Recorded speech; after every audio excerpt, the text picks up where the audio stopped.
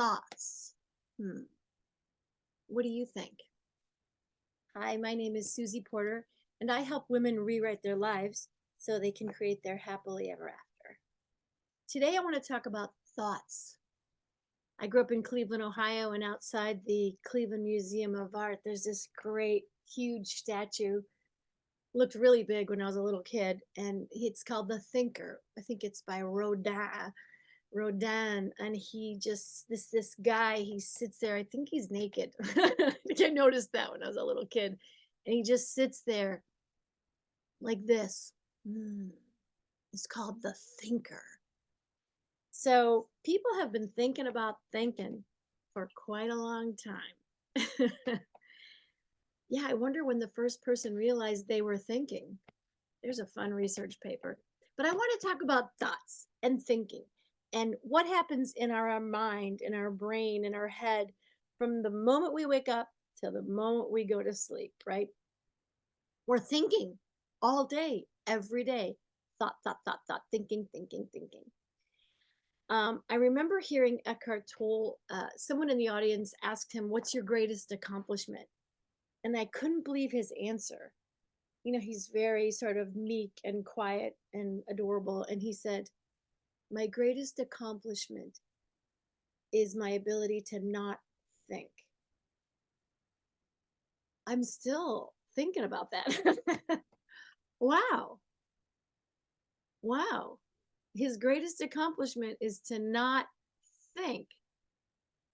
I mean, I'm like, well, how can you write all those books if you're not thinking? How can you make all those great lectures if you're not thinking? What does it mean to not think? I've been thinking about that ever since. And I want to share a quote with you from Alan Watts, who's a brilliant teacher. He was really popular in the 60s.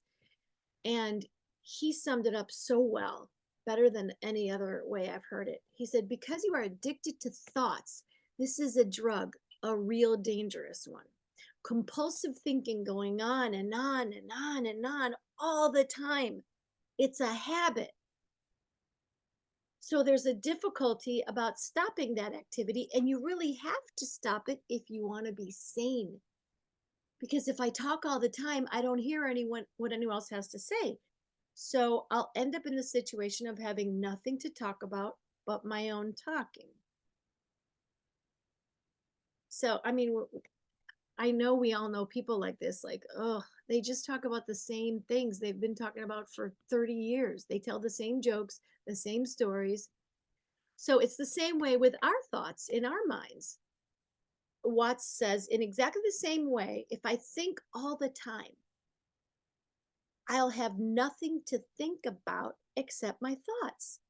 So, in order to have something to think about, there are times you simply must stop thinking. Well, how do you do that?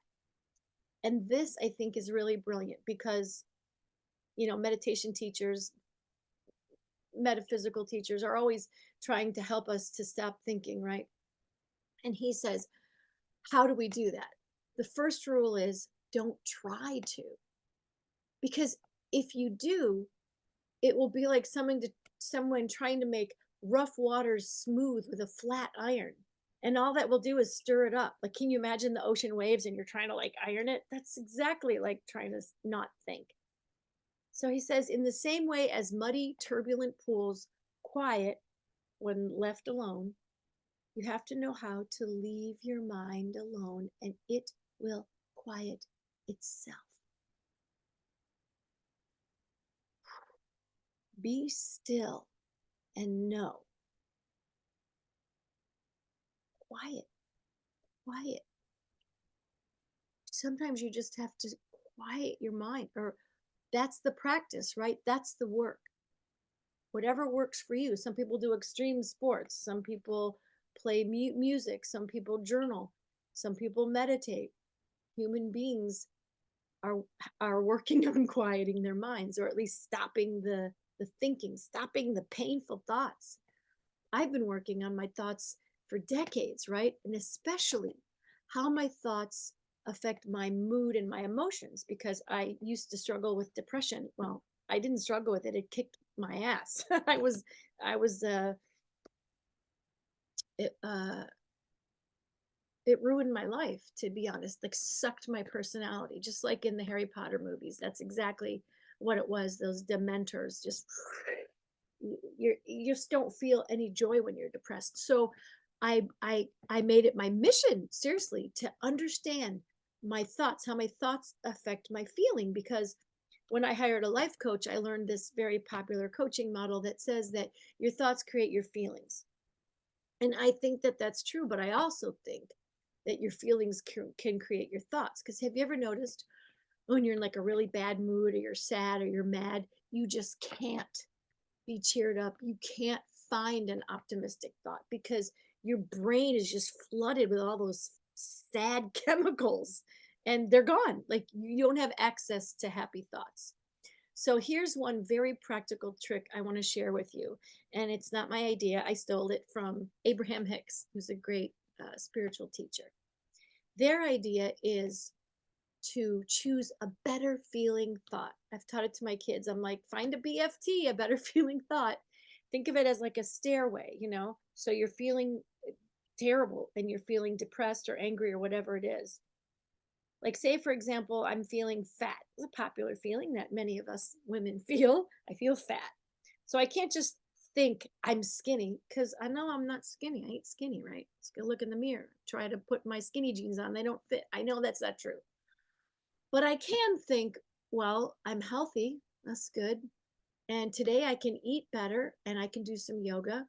And from I like healthy food. I actually like vegetables and I like how I feel when I eat healthy food. So it's like thinking a better feeling thought, taking your brain away from that miserable thought and thinking a slightly better feeling thought, and then gradually thinking better, and that will help you feel better, and that will help you like eat broccoli instead of chocolate cake.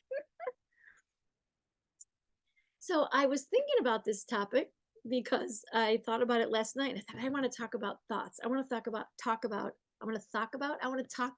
how to manage my thoughts. And as I was just kind of zipping through the Course in Miracles, I found this chapter that what Jesus wrote about thoughts, and I'm like, oh my God, that's brilliant. I have to share it. Jesus says, under all the senseless thoughts and mad ideas with which you have cluttered up your mind are the thoughts that you thought with God in the beginning. I love this, right? So the idea of quieting your mind. When we quiet our minds, we can hear what Jesus calls the gentle voice for God, which is already in our heads. It's not like we have to go somewhere and find it, you know? It's not like we have to leave our minds. The Course in Miracles says that the thoughts that we thought with God in the very beginning are still there. The Garden of Eden is in our head. Heaven is in our mind. Heaven is a decision we make. We never did get kicked out of the Garden of Eden. We left, right? So today, just notice your thoughts. Just notice, right? Awareness is the first. Awareness and noticing is the first step to healing. So notice the thoughts that you're thinking, and notice how the thoughts that you're thinking are making you feel. And then know that you can change your thoughts. And only you can, right? Your mind is your kingdom, your domain, your power, right? Your thoughts, the thoughts that you think are creating the reality around you. Think of it like this. Your mind is like a movie projector, right? And your thoughts are the film. If you don't like what's being projected onto the screen, change the film. Change your thoughts. So first, become aware of your thoughts. Second, realize that you can choose a better feeling thought. Third, make this a habit, a practice.